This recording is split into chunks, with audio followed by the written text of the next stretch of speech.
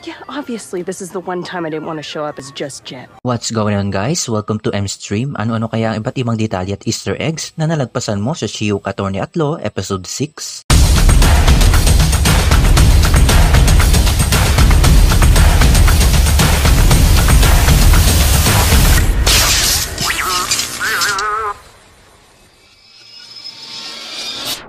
Before we begin, you can comment down below to join in my custom shoutout.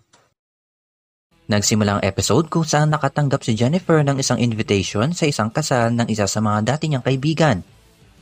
Punta naman tayo sa opisina nila. May kilala natin dito si Craig Hollis, also known as Mr. Immortal.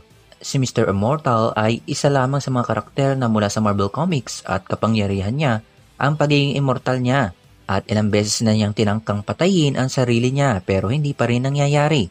Samantala, dumating sa kasalan si Titania at sinabi ni Jennifer na gulo lang ang habol nito sa kanya. At totoo nga, may kilala natin dito si Joss. Sa comics, may isang karakter na ang pangalan ay Joss. At siya ay isang kalaban na ang pangalan ay Hate-Monger. Sa pagpupulong, madidinig natin ang intelligensya. Pag-usapan natin yan maya-maya. Balik tayo sa kasal. Tinawagan ni Jennifer si Bruce. Trying to get a hold of you for weeks or months or days or whatever.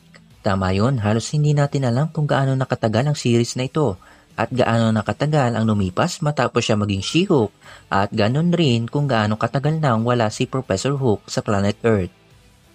Matapos ang kasiyahan, sinuntok ni Titania si Jennifer at si Jennifer ay naging She-Hulk.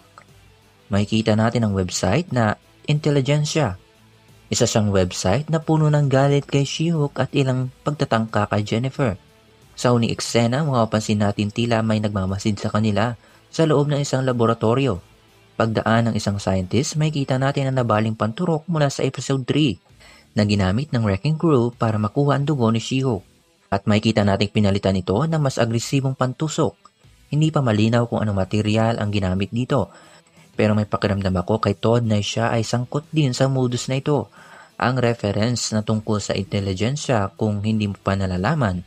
Ang intelligensya ay isa sa mga grupo ng mga pinakamasasamang nilalang sa Marvel Comics. Sila ay pangunahing binubuo nila MODOK, The Wizard, The Mad Tinker, Awesome Android at marami pang iba. Ano nga bang koneksyon nito kay She-Hulk o kay Bruce Banner?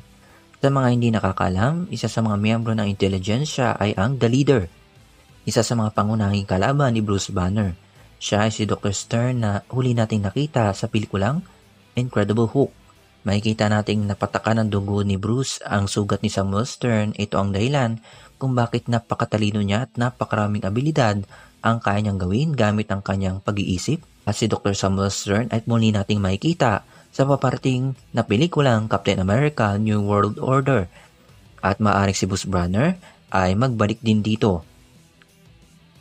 Ano kaya masasabi nyo sa episode na ito? Comment ka lang dyan, marami pang kasunod yan. Huwag kalimutan mag-iwan ng like, subscribe my channel, push that bell. Ingat mga ka-streamers!